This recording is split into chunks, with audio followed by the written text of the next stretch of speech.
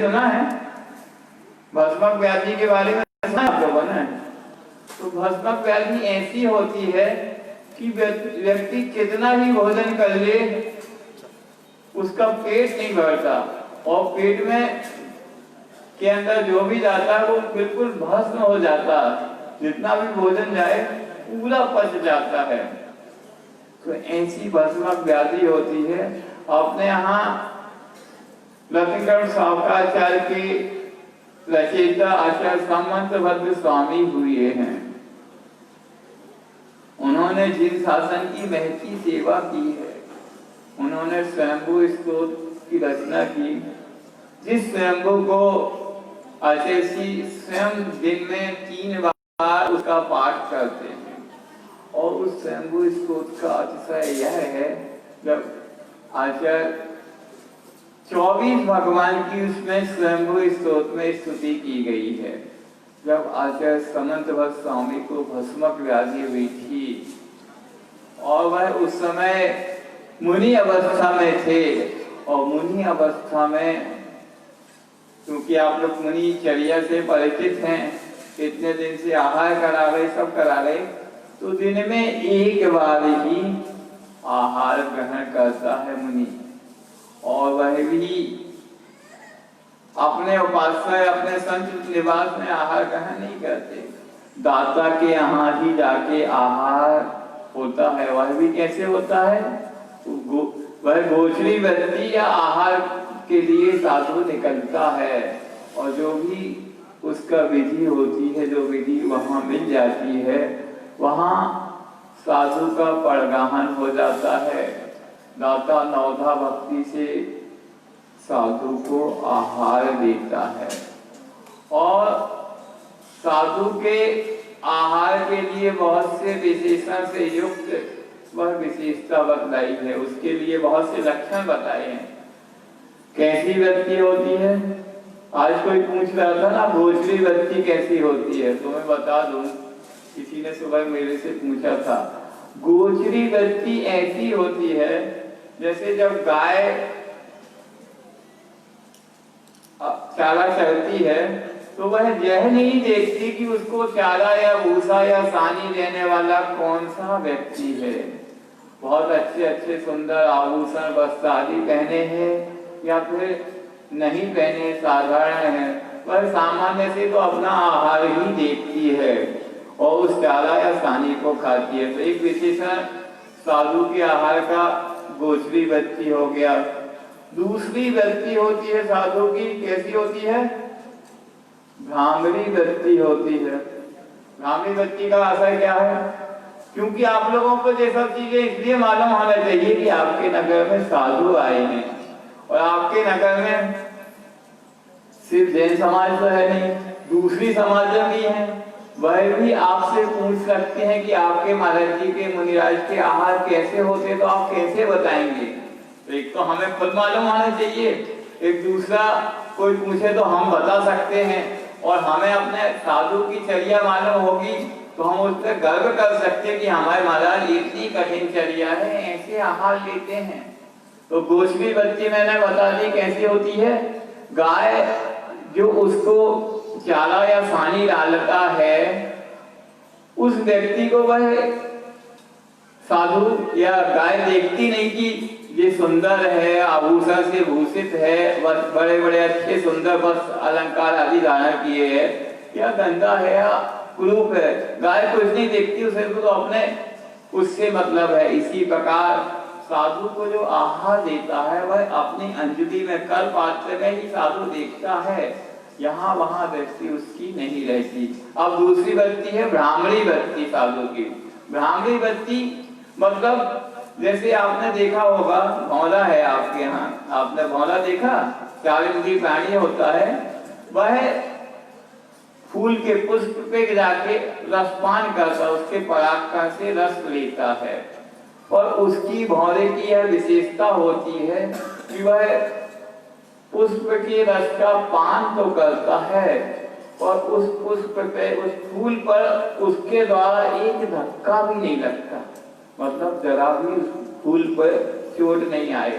इसी प्रकार साधु आपके घर में आता है, आप प्रग्रहण करते हैं, पर साधु की ऐसी चर्या होती है, जो भी ग्रहण करता है उससे सावक को संतोष ही होता है, उसको थोड़ा भी कष्ट नहीं हो जाए। ये साधु की यह वृत्ति होती है कि किसी भी प्रकार के उसकी चर्या से दाता को, सावक को कोई भी कष्ट नहीं हो। ऐसे बहुत से विशेषण हैं। 2 विशेषण तो हमने आज आपको बता दिए, एक विशेषण और बता दें, अक्ष लक्षण। अक्ष समझते, आपके यहाँ बैलगाड़ी होती होगी, गांव तो है, बैलगाड़ी देखी ना आप लोग, तो बैलगाड़ी में जो चक्का होता ना, तो चक्के में चलाने के लिए तेल डालते ना, जिससे चक्का अच्छे से चले। तो वैसे ही तेल डालते हुए ये नहीं देखते कि अच्छा तेल डाले, आंवले का तेल डाले, नारियल तेल डाले, ऐसा कोई तेल नहीं डालते ना, जला हुआ तेल, जला आयल डालते ना उसमें। ऐसे ही साधु अपने पेट भरने के लिए यह नहीं देखता कि हमें बहुत अच्छी अच्छी सामग्री, भोजन सामग्री मिले, जो दाता दे देता है वैसे ही साधु अपना पेट भर लेता है।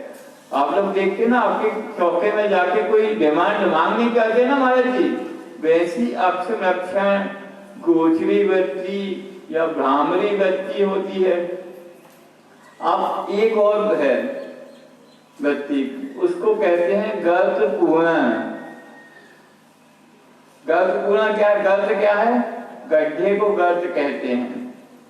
गड्ढा हो गया, गड्ढा देखना, अब गड्ढे को आपको, आपके यहाँ कोई गड्ढा हो गया तो गड्ढे के भरने के लिए आप ये नहीं देखते कि गड्ढा किस चीज से भरा जाए, बहुत अच्छी अच्छी चीजों से, सामग्री से भरा जाए या पैकेज कचरे से भरा जाए, किसी भी चीज से आप गड्ढा भर देते हैं। ऐसे ही साधु यह नहीं देखता कि दाता क्या अच्छी चीज दे रहा है या भोजन योग्य है या क्या है, मतलब भक्ष तो लेगा, अभक्ष्य का सेवन नहीं करेगा साधु, पर हमारे लिए बहुत अच्छी है, स्वादिष्ट है या स्वादिष्ट नहीं है, इन चीजों में नहीं जाएगा। रसना इंद्रिय के उसका विजय होता है। इस प्रकार साधु की जो 4 वृत्तियां होती हैं, आप ध्यान रखेंगे कौन कौन सी? गोचरी वृत्ति, भ्रामरी वृत्ति, तीसरी कौन? अक्ष लक्षण, मतलब तेल ओंगते हैं जो आप उसमें चक्के में, और चौथी कर्त पूर्ण। ऐसी वृत्ति का धारक साधु होता है और इस प्रकार उसकी चर्या होती है। तो ऐसी वृत्तियों के धारक आचार्य समंतभद्र स्वामी थे और उनको भस्मक व्याधि ने अकाल में ग्रास बना लिया। अब भस्मक व्याधि में इतनी भूख लगती है कि आप कुछ भी खिला दो वो भस्म हो जाता है। उस व्यक्ति की जिसको यह व्याधि होती वो शांत नहीं होती।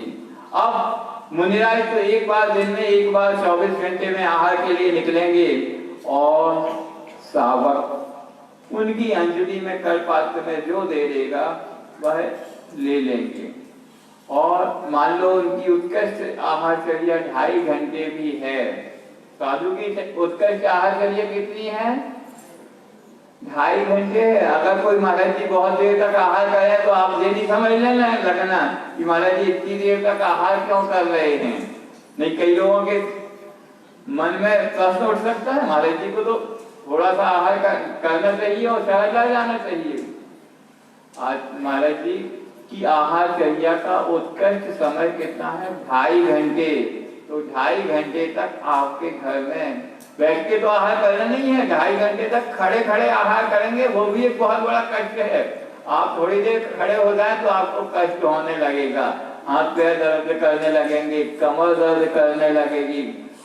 और उसमें भी साधु का आहार मूलाचार में ठीक से बताया। ये सब हम बातें जो बता रहे हैं ना आपको, बहुत दुर्लभ बातें बता रहे हैं। ये सब मूलाचार की बातें हैं जो आपको ऐसे ही मिली जा रही हैं।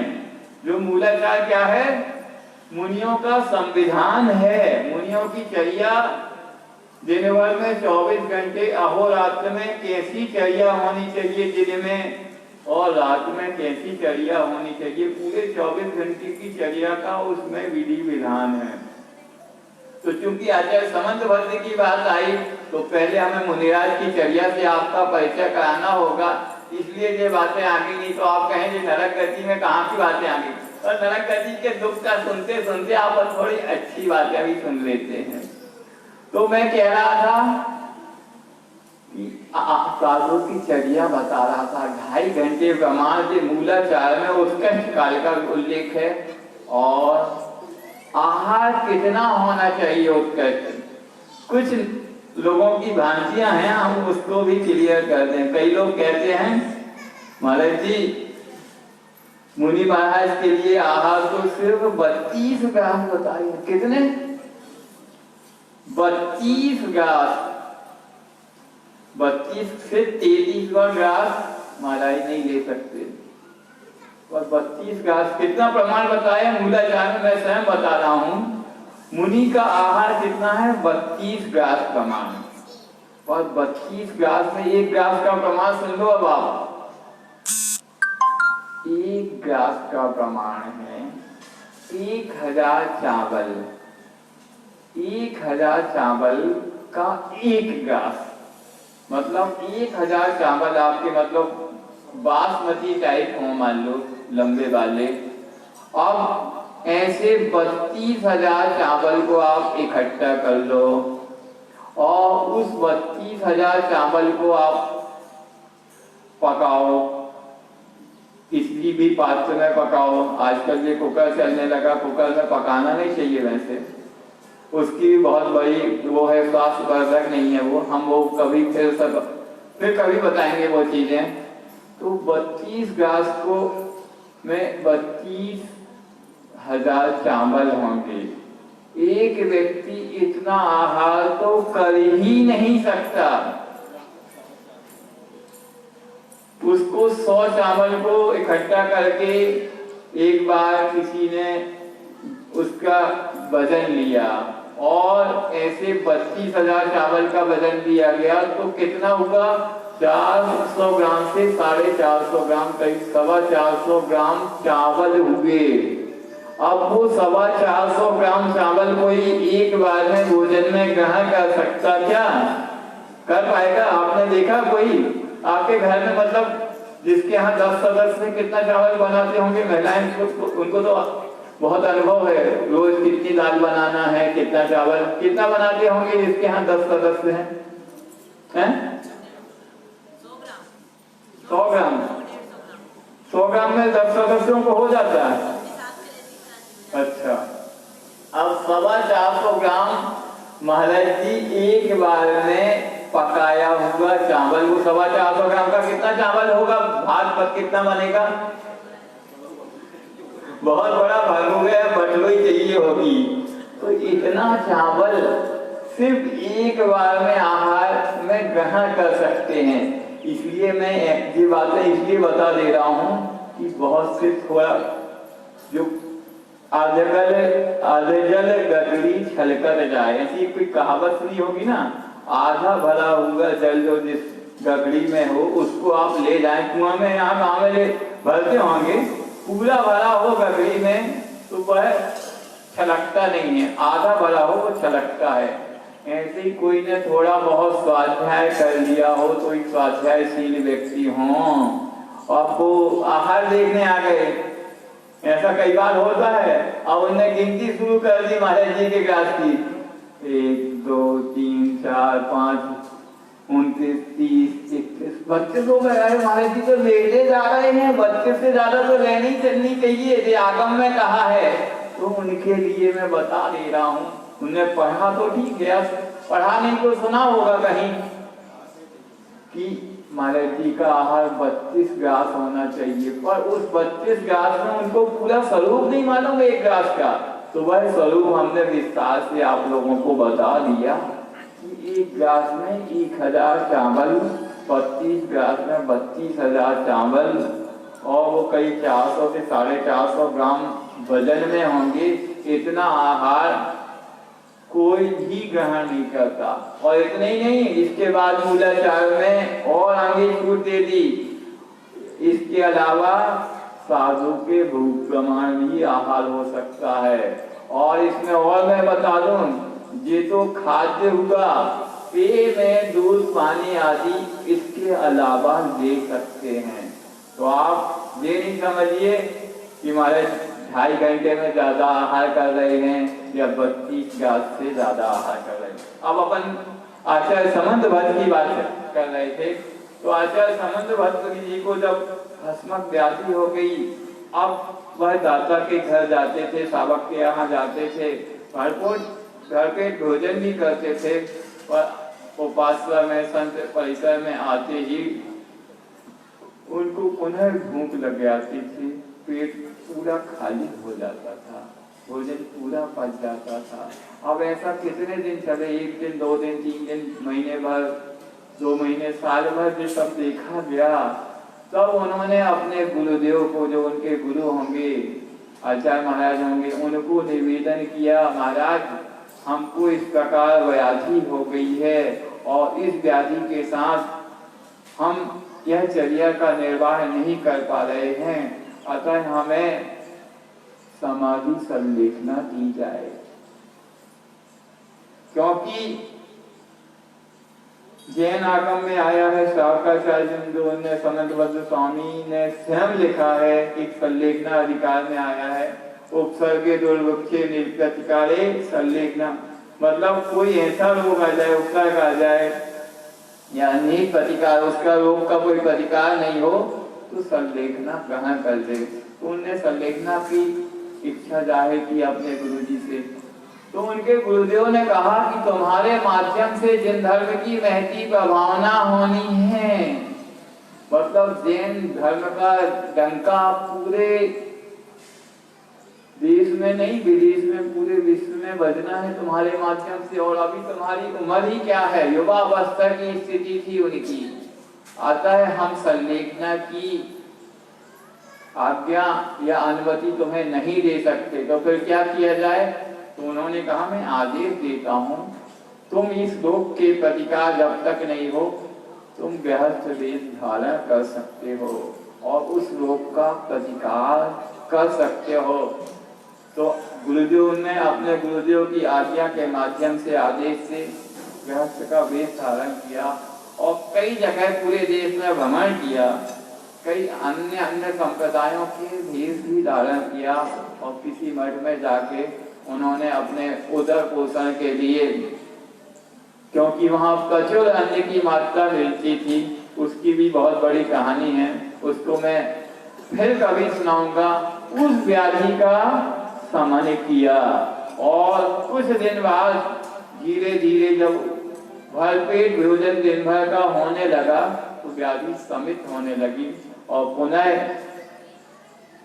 उस परिसर के, जिस परिसर में उनकी व्याधि हुई, तो उसमें जितने भी दूसरे साधु थे उन सब साधुओं के साथ वह पुनः जिन धर्म में दीक्षित हुए। तो इस प्रकार भस्मक व्याधि होती है। तो भस्मक व्याधि तो यहाँ की है, नरक में भस्मक व्याधि के बाबा है, समझ लो, इतनी भूख है और एक भी कण वहां मिलता नहीं है। अब आप पूछ सकते तो वो खाते क्या है? जो मैंने पहले दिन बताई थी ना, वहां की मिट्टी कितनी दुर्गंधित है, कैसी है? एक कण भी मिट्टी यहाँ आ जाए पहले नरक की, तो 1 कोस का एरिया में रहने वाले जीव जंतु, मनुष्य आदि सब मरण को प्राप्त हो जाएंगे। और नीचे और दूसरी पृथ्वी की 1.5 कोस है, तीसरी पृथ्वी की 2 कोस है, चौथी की 2.5 है, 5वीं ऐसी 7वीं पृथ्वी की मिट्टी 1 कण भी आ जाए तो क्या होगा? 4 कोस प्रमाण एरिया के लोग मरण को प्राप्त हो जाएंगे, जीव जंतु समेत। इतनी दुर्गंधित और विषाक्त मिट्टी है। जैसे यहाँ बहुत बड़े बड़े बम बन रहे ना, परमाणु बम जैसे, कहीं पटक दिए जाएं तो उस एरिया के लोग मरण को प्राप्त हो जाते। ऐसी मिट्टी का वो भक्षण करते हैं जिसकी गंध सूंघने से यहाँ व्यक्ति मरण को प्राप्त हो रहा है। उस दुर्गंधित विषाक्त मिट्टी का वह जब भूख लगती है तो भक्षण करते हैं। कितने कष्ट हैं वहां पर। तो ये कष्ट, अब मान लो ऐसी मिट्टी विषाक्त मिट्टी भक्षण कर ली तो मरण हो जाए, नहीं, बहुत कष्ट के साथ वो भक्षण करते और कष्ट उनके बढ़ जाते हैं, तो फिर क्या करते हैं, ऐसे दुख वह बहु सागर तक सहते हैं। कैसे? जितनी उनकी आयु है उतने प्रमाण वह सहते हैं। जैसे पहले नरक की उत्कृष्ट आयु कितनी है? 1 सागर, दूसरे नरक की कितनी है? 3 सागर, तीसरे की 7 सागर, चौथे नरक की 10 सागर, पांचवे की 17 सागर, छठे की 22 सागर और 7वें नरक की कितनी आयु है? 33 सागर प्रमाण। तो इतनी आयु प्रमाण जो जिसकी आयु है, नारकी कितने वे कष्ट हो, देह को खंड खंड कर दिया जाए, कुछ भी हो, रेत से कोल्हू में तेल दिया जाए, कुछ भी किया जाए, शरीर पुनः ज्यों का त्यों हो जाता कष्ट सहते सहते, और वह पूरी आयु वहीं पे गुजारते हैं। और पुनः मान लो वहां पे सम्यक दर्शन हो गया किसी को, अब आप कहें हमारे जी हम लोगों को दुर्लभ है सम्यक दर्शन, तो नारकियों को कैसे हो जाता है? हो जाता है। किसी को धर्म समय से सम्यक दर्शन हो जाता है, तो आप पूछ सकते हैं वहां धर्म की बात सुनाने वाला कौन हो सकता है? तो तीसरी पृथ्वी तक वहां देव जा सकते हैं। कौन सी पृथ्वी तक? तीसरी पृथ्वी तक। जो असुर भिड़ावे दुष्ट प्रचंड आपने पढ़ा ना, वो कौन सी पृथ्वी तक जाते हैं? तीसरी पृथ्वी तक। तो पूछ सकते महाराज जी असुर ही जाते? असुर तो जाते हैं, अच्छे देव भी जा सकते हैं जो आपको धर्म का उपदेश दें। जैसे आपका कोई मित्र, 2 मित्र थे यहाँ, एक मित्र तो नरक चला गया और एक मित्र ने अच्छा काम किया, वो स्वर्ग चला गया। अब आप उसको अपने दूसरे मित्र की याद आई, देखो हमारा इतना अच्छा मित्र था पर उससे कोई पाप हो गया, उसके कारण उसको नरक में जाना पड़ा। कहाँ है वो? अवधि ज्ञान से जानेगा। अच्छा तीसरी पृथ्वी में है, वो गया तीसरी पृथ्वी में, वहां उसने उस नारकी को संबोधा, तुमने क्या गलत काम किया था, पाप किए थे, इसलिए तुम्हें यहाँ आना पड़ा है, अभी भी तुम समझ जाओ, सच्चे देव शास्त्र गुरु की शरण में आ जाओ, तुम्हें यहाँ की जितनी 7 साकर आयु है वो कष्ट तो प्रति समय सहने ही पड़ेंगे। आप उस कष्ट को सहते हुए भी अभी आगे अपना कल्याण चाहते हो तो देव शास्त्र गुरु की शरण में आ जाओ, उनको अपना सर्वस्व मान लो। कहते हैं दुख में व्यक्ति यदि कोई संबोधन करता तो उसको दुख सहते हुए बात बहुत अच्छे से समझ में आ जाती है। आ जाती ना? आपको कोई कष्ट हो और कोई समझाए तो बहुत अच्छे से, हाँ महाराज जी आप ठीक कह रहे हो, दुख में सुमरण सब करें, सुख में करे ना कोई, जो सुख में सुमरण करे सो दुख काहे को होई। तो यही बात है। यहाँ का अकोदिया में लोग सब लोग सुखी हैं बहुत, इसलिए धर्म को उसको भगवान को याद नहीं करते। ऐसे ही है ना? ठीक है। अब सरलता से मिल गया ना, जिनको दुर्लभता से मिलता है उनको इसका भान है। तो हम बात कर रहे थे कि वहां सम्यक दर्शन धर्मोपदेश, उस देव ने, मित्र ने, जो देव था उसने संबोधन किया, उसको समझ में आ गया, उसको सम्यक रूपी दुर्लभ रत्न की प्राप्ति हो गई। या फिर उन्होंने जाति स्मरण से हो सकता है, पूर्व भाव का उसको स्मृति आ गई तो उससे हो सकता है इस प्रकार, या कोई वेदना विभाव से भी उसको सम्यक दर्शन हो सकता है। ऐसे बहुत से कारण वहां नरक में भी सम्यक दर्शन के हैं। तो ऐसे शुभ परिणाम हो गए, सम्यक दर्शन आदि हो गया तो आपको मान लो नरक में पर भाव संबंधी आगे के भाव की आयु बंद करेगा, तो कौन सी आयु का बंद करेगा? मनुष्य आयु का बंद करेगा। कौन होगा वो? अगले भाव में वहां से निकलने के बाद मनुष्य होगा। तो आगे दौलत राम जी कहते हैं कर्म योग से, पुण्य कर्म से आपको नरक से निकलकर नर गति की, मनुष्य गति की प्राप्ति हो गई, मनुष्य हो गए आप। तो मनुष्य हो गए तो अब क्या करेंगे?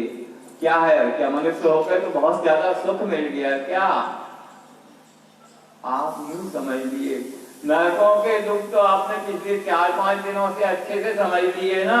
अब आगे मनुष्य गति का वर्णन आएगा, इसलिए हम एक बार जैसे मुख्य समाचार एक बार पुनः बोलते ना, रेडियो में टेलीविजन में क्या होता जब न्यूज सुनाते हैं, मुख्य समाचार एक बार फिर।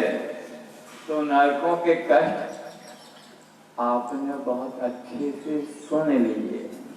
यहाँ तो आपने धर्म सभा में सुने हैं, पर आपने ऐसी कष्ट कई बार, अनेकों बार स्वयं भोगे हैं। आप सुनो नहीं, उनको महसूस करो कि हमें हजारों बिच्छू, जब जमीन में हमने नरक की भूमि में जन्म लिया था, छुआ था, तो हजारों बिच्छू एक साथ डंक मारते हुए ऐसा कष्ट हुआ था। ऐसी दुर्गंधित मिट्टी जो यहाँ आ जाए तो कोसों को के जीवों को, कई मीलों के जीवों को नष्ट कर दे, प्राणांत कर दे, ऐसी मिट्टी मैंने भक्षण की है। शरीर बिल्कुल किरकिर के टुकड़े समान हमें कर दिए हैं, ऐसे कष्ट हुए हैं। बिल्कुल कोलू में फेर दिया है, वैतरणी नदी में हमने नहाया है। कैसी है जो खून पीप और कीड़ों से बिलबिलाती हुई नदी है, ऐसी नदी में नहाया है। सेमल के वृक्ष जिसके नीचे हम बैठे कैसे हैं, वो उस वृक्ष के पत्ते ऐसे हैं जैसे गिरते ही ऐसे लगता है जैसे तलवार की चोट हुई हो और अंग हमसे निकल गया हो। ऐसे ऐसे कष्ट, भूख और प्यास तो कैसी लगती है कि समुद्र के समान जल मिल जाए तो भी मेरी प्यास ना जाए, फिर भी एक बूंद जल नहीं मिलता, और 3 लोग के बराबर अनाज मिल जाए तो भी भूख ना मिटे, फिर भी अनाज नहीं मिलता। ऐसी भूख प्यास हमें वहां पर हमने सहन किए है, और किसी पुण्य योग से यह मनुष्य पर्याय हमें मिल गई है। बहुत बड़ा हमने पुरुषार्थ किया, सम्यक दर्शन आदि हमने वहां ग्रहण कर लिया हो, नहीं भी ग्रहण किया, जरूरी भी नहीं कि सम्यक दृष्टि ही मनुष्य आयु में ली, जन्म ली। हमारे मंद कसाय रूप परिणाम हो गए होंगे कि नहीं, अब जो हम कष्ट सहन कर रहे हैं वो पिछले कोई पापों के कारण कष्ट सहन रहे हैं, इन्हें हम अब समता से सहन कर लें, ऐसे कोई परिणाम हो गए होंगे। तो हमने मनुष्य आयु का बंध कर लिया और मनुष्य गति को प्राप्त कर लिया। आगे स्वयं मनुष्य गति के वास कैसा होता है, यहाँ जन्म कैसा होता है, यह दौलत राम जी स्वयं अपने शब्दों में बता रहे हैं।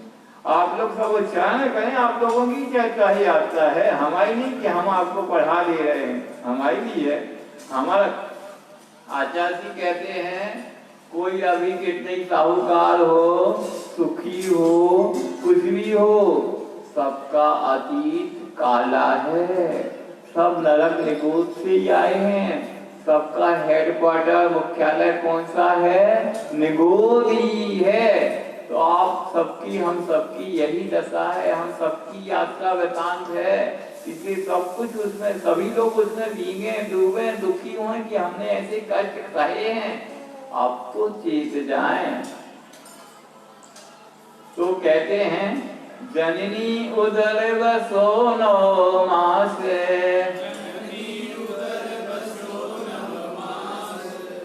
अंग सकुचते पाई त्रास, निकसक्त जे दुख पाए घोरे, तिनको कहते न आवे और।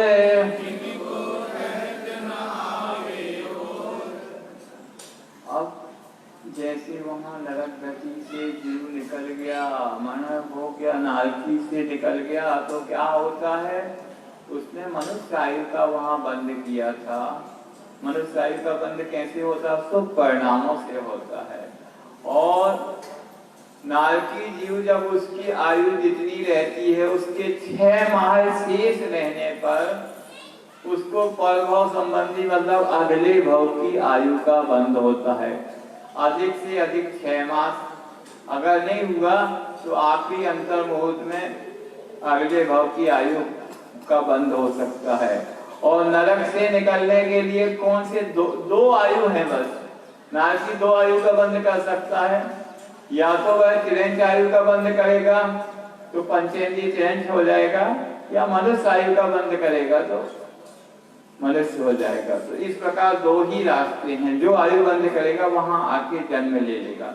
अब आप पूछ सकते हैं कि वहां आयु बंद किया तो वहां से यहाँ नारकी के शरीर में आएगा? नहीं आएगा। कैसे आएगा? नारकी का शरीर तो वहीं छूट जाएगा। फिर क्या होता है, हमारी आत्मा के साथ तेजस और कार्मा शरीर संसार की दशा में हमेशा विद्यमान रहते हैं। तेजस और कार्मा शरीर जो है, जो हमारे साथ कर्म बंधे हुए हैं, वही कार्मा शरीर है। तो विक्रय गति में तेजस कार्मा शरीर के साथ आत्मा विद्यमान रहती है। अब विक्रय गति क्या है? उस जीव को जो नरक में मरण को प्राप्त हुआ है, यहाँ मनुष्य किसी जहाँ पर भी उसको जन्म लेना है, वहां से वह यहाँ तक की जो यात्रा है वह उसका नाम है विक्रय गति। तो विक्रय गति के माध्यम से उस नारकी के शरीर का आकार प्रमाण उसकी आत्मा के प्रदेश यहाँ के लिए जन्म लेते हैं। अभी 10 लक्षण में तत्वासूत ग्रंथ का वाचन भी होगा ना, आप लोगों ने सुना तो है ना तत्वासूत का नाम, उसका उच्चारण भी करते हैं। एक बार 10 अध्याय के उच्चारण करने से क्या फल मिलता है? फलम स्याद उपवासस्य। अगर एक बार आपने तत्वासूत ग्रंथ का उच्चारण कर लिया या किसी के मुख से सुन लिया तो आपको एक उपवास के बराबर फल प्राप्त होगा। तो यहाँ 10 लक्षण में अपन को मनाना है ना आप सबको, हैं? अरे आवाज बिल्कुल नहीं आ रही है, सबको मनाना है। तो तत्वासूत ग्रंथ के 10 अध्यायों का वाचन भी होगा और प्रतिदिन एक अध्याय का अर्थ बताया जाएगा। जैसे पहले दिन उत्तम क्षमा धर्म होता ना, आप लोग तो हर साल मनाते हैं ना, तो पहले दिन सुबह उत्तम क्षमा धर्म पर प्रवचन होंगे महाराज जी लोगों के, और दोपहर में क्या होगा? तत्वासूत का वाचन और पहले अध्याय का अर्थ। आप लोग अभी से तैयारी शुरू कर दें। नहीं समझे? तैयारी कैसे की जाती? अच्छे भोजन 10 लक्षण में क्या खाने हैं, क्या करने, ऐसी तैयारी होती है। क्या होती है तैयारी? हमें अभी से भूमिका बनानी है कि हमें इस बार हमारे नगर में 11 मुनिराजों का संघ है जिनके हमेशा के लक्षण हैं। हम तो सिर्फ 10 दिन का मनाते हैं, तो उनके सानिध्य में कैसे अधिक से अधिक हम लाभ ले सकते हैं, उत्तम समाधि धर्मों को धारण कर सकते हैं। तत्वासूत ग्रंथ जो जैन धर्म की है, जैन नॉलेज की है, पूंजी है, उसको हम कैसे आत्मसात कर सकते हैं, ये सब उनका अभी से बनानी है आपको। उस समय अपने दैनंदिन के सभी कार्य बंद कर देने हैं। महिलाएं हैं तो वह भी, पुरुष हैं तो वह भी अपने प्रतिष्ठान दुकान आदि बंद करें। अब मान लो सरकार का आदेश आ जाए लॉकडाउन, अब 3 महीने बंद रहेंगे, पूरी दुकानें बंद रही, बिल्कुल ताला तक नहीं खुला है। ठीक सीजन में जब सहारण का समय शादी ब्याह होते उस समय बंद रहा। अब महाराज जी आ गए, महाराज तो अब आ ही गए 4 महीने, हमारी लॉकडाउन में दुकान बंद रही, बहुत नुकसान हो। महाराज जी आ गए तो आगे उन्हें तो 4 महीने रहने हैं, रह आएंगे, कभी भी लाभ ले लेंगे, पर लॉकडाउन में तो हम दुकान बंद कर सकते हैं। महाराज जी आ गए तो बंद नहीं कर सकते। कहाँ है, क्या है तुम्हारा धर्म के प्रति समर्पण? महाराज जी दिन भर थोड़ी कह रहे हैं, 10 बजे तक महाराज जी की चर्या होती है, स्वाध्याय होता, जो भी उपदेश होता, उस समय आपने उसको ग्रहण कर लिया, फिर चले गए, दुकान खोल ली। तो 10 लक्षण में आपको क्या करना है देख लो आप, कैसे लाभ उठाना है। हमारे तो 365 दिन के 10 लक्षण पढ़ रहे हैं, हमारे लिए कोई इतनी उत्तम क्षमा आदि सब हमारे यहाँ, मतलब आप नहीं भी आओ तो हमारी तरफ से क्षमा है, आ भी जाओ तो क्षमा है। तो इस प्रकार आपको मैंने बताया, मनुष्य गति का वर्णन हम कल करेंगे, आज तो समय हो गया। 10 लक्षण में कैसे आपको लाभ उठाना है आपको देखना है। जय बोला गुरु विद्यासागर महामंदिराज जी की, बोले जी संभव सागर जी महाराज की। और जो गुरु श्री के जो प्रवचन हुए हैं, उस प्रवचन को लेकर यदि किसी की कोई जिज्ञासा हो तो वो अपनी जिज्ञासा रख सकता है, यदि किसी की कोई शंका हो वो अपनी शंका रख सकता है, यदि किसी का कोई प्रश्न हो वो अपना प्रश्न रख सकता है। सर्वप्रथम आदरणीय देवल कुमार जी साहब। सिद्धांत शास्त्र के ज्ञाता दृष्टा मुनिवर को प्रेमा नमोस्तु। महाराज जी, मेरी जिज्ञासा आहार के संबंध में जो 4 प्रकार के आहार से खाद्य और लय और 2 के नाम नहीं आगे, और नीरस आहार किसे कहते हैं?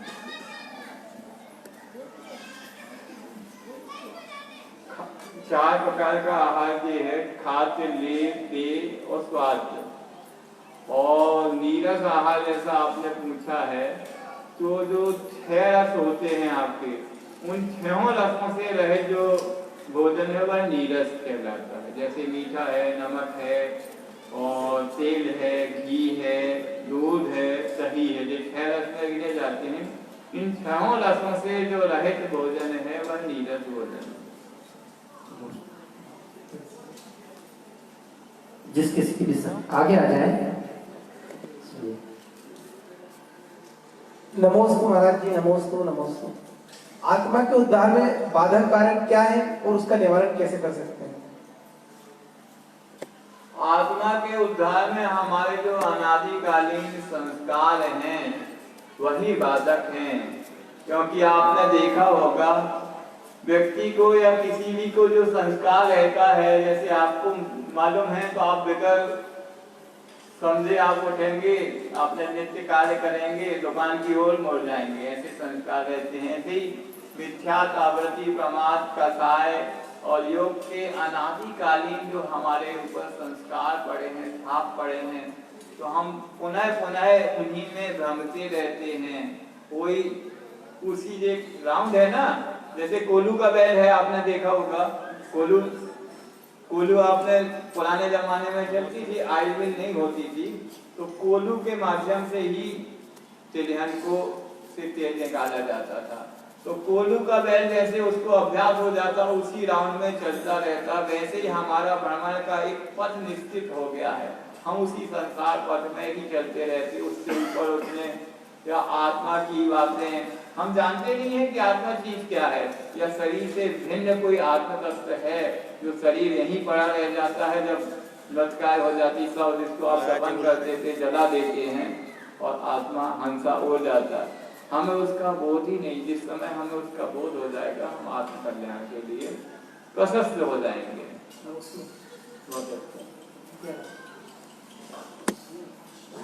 नमस्ते गुरुदेव। अधोलोक में जो अकृत्रिम क्षेत्र वाले 7,72,000 बताए गए हैं, उनमें जिन बिंदुओं की पूजन अर्चन और इस तरह पर्व के दिनों में मनाने के लिए उन जाति के जीव रहते हैं, या वहीं के नरकवासी भी उसमें अपना हिस्सा बनते हैं। अधोलोक में जो विमान बताए हैं आपने, अधोलोक वहाँ भवनवासी और व्यंतर जाति जीवों के निवास स्थान हैं, विमान हैं। विमान तो कल्पवासियों के कहते हैं। पर जो 7 लाख की संख्या आप बता रहे हैं, वहाँ उतनी संख्या प्रमाण भवनवासी देवों के और व्यंतरों देवों के विमान भवन हैं, और प्रत्येक भवन में एक एक जिनबिंब जिनालय रहता है, और उस जिसका भवन है वह परिवार सहित उन जिनबिंबों की पूजन आदि करते हैं। दूसरे देव भी जा सकते हैं, उसमें कोई बात नहीं, वो तो करते ही करते हैं। यानी वैमानिक देव भी जा सकते हैं। हाँ, वैमानिक देव जाना चाहें तो जाने में कोई बाधा नहीं है, तो जाते हों जरूरी नहीं है, पर जा सकते हैं। केवल वे अशोक कुमार जाति के लिए या भवनवासी? नहीं, भवनवासी की बहुत सी फैकल्टी हैं, अशोक कुमार भी उसमें फैकल्टी है। 10 तरह के होते हैं। हाँ हाँ, तो सभी वहाँ रहते हैं। कौन जो कहाँ रहता है इसका पूरा आगम में वर्णन है। अशोक कुमार बस नहीं रहते, और भी देव रहते हैं। तत्वासुर में जब आज आएगा ना तो हम सब उसको बताएंगे विस्तार। जी नमस्ते। चलो आगे।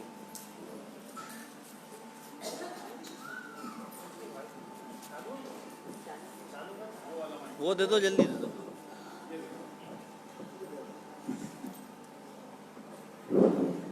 नमोस्तु गुरुदेव, नमोस्तु गुरुदेव। महाराज जी, एक व्यक्ति तो ऐसा होता है जो धर्म से बहुत जुड़ा रहता है। धर्म से जुड़ा क्या, धर्म की क्रिया करता है, जैसे अभिषेक, पूजा पाठ। महिला भी होती है जो धर्म से बहुत जुड़ी रहती है। और एक व्यक्ति ऐसा रहता है जो धर्म से जुड़ा तो नहीं रहता है, लेकिन नेक दिल रहता है, किसी की मदद करने में उसमें विश्वास रखता है। कभी कभी बच्चे ऐसे अटपटे प्रश्न पूछते थे कि घंटों पूजा पाठ करके इंसान मंदिर से बाहर जाता है और फिर मायाचारी या कुछ ऐसे काम करता है, और कुछ इंसान मंदिर नहीं जाते हुए भी वो एक अच्छे काम में विश्वास रखता है। तो बच्चे प्रश्न पूछते थे, बोले लोग भगवान की इतनी भक्ति करते बाहर आके ऐसे काम करते, तो उन्हें हम कैसे समाधान करें? इन दोनों में से कौन श्रेष्ठ है जो भगवान की पूजा करेगी? समझ गए, बहुत अच्छा प्रश्न है आपका। सामयिक है ये नए बच्चों को, युवकों को ये बहुत मन में आता है, और उसमें हमारा ही आचरण, आपका धार्मिक जनों का आचरण ही उसमें बाधक है। ये कहना है कि आप जो जैसे मंदिर में हैं वैसे ही आप घर में रहें। ये नहीं कि आपने पूजन पाठ कर लिया वो आप धार्मिक हो गए, ऐसा नहीं है। आपका आचरण घर में भी जाना चाहिए, दुकान में भी जाना चाहिए, घर के सदस्यों में भी आपकी सहृदयता रहनी चाहिए, सदस्यता रहना चाहिए, यह मुख्य है। ये नहीं, आपके कसायों में भी मंदता होनी चाहिए। और जो रही बात दूसरों की भलाई करना, दया करना, ये तो हमारे धर्म में ही बताया है। धम्मो दया विशुद्धो, धर्म कहता है जो दया से विशुद्ध है। अहिंसा लक्षणों धर्मो, अहिंसा परमो धर्म, ये हमारे यहाँ स्वयं बताया है। पर ये उनकी जो तर्क है, हम मंदिर नहीं जाएंगे, हम यही कर लेंगे, नहीं। आपको मंदिर तो जाना चाहिए।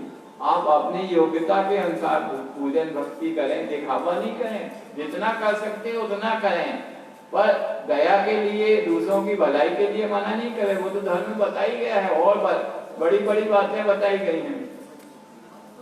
सम्यक दर्शन में भी कारण है प्रसम, संवेद, अनुकंपा। तो अनुकंपा दया ही तो बताती है, करुणा, बुद्धि, ये सब है, आया है, उसमें कोई बात नहीं। पर ये ठीक नहीं, वो ठीक नहीं। असल में हमारे धार्मिक जनों के कारण ही, हमारे गलत आचरण से ही धर्म दूषित हो रहा है। धर्म तो बस ठीक है, रास्ता कभी दूषित नहीं होता, रास्ते में चलने वालों से रास्ता दूषित होता है। लेकिन मार साहब आखिरी चालू है, बोलो। नमस्ते महाराज, आपने भी बताया कि नरक के एक कण से सारे विश्व के भूतल में एक कण भी आ जाए तो एक कोष के घनत्व में सारा भूतल मरुस्थल हो सकता है। तो फिर वहाँ नरक में वो जीव कैसे जीवित रहता है? यही तो बता रहे कि इतना कष्ट है वहाँ। माया को काबू तो हो नहीं सकता, क्योंकि अकाल माया नहीं है।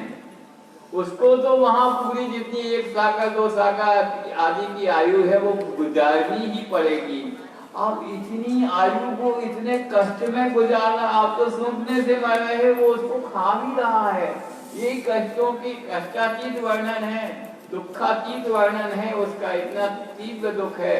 इसलिए हम सचेत जाएं कि अब हमें पुनः वहाँ जाना नहीं पड़े, ऐसे कोई काम हमसे हो नहीं जाए कि हमें वहाँ जाना पड़े। इसलिए आपको बार बार चिता रहे हैं दौलत राम जी, आगम या गुरु महाराज, इसलिए कि आप अभी भी जाग जाओ। आप बहुत अच्छी जगह आ गए हो, बहुत अच्छा। और किसी की कोई जिज्ञासा हो तो वो पूछ सकते हैं। चलिए सभी अपने स्थान पर खड़े हो जाएंगे। जिनवाणी का एक अर्घ होना है, उसके पश्चात जिनवाणी स्तुति। जल चंदन अक्षत पुष्प चरण दीप धूपति फल लावे पूजा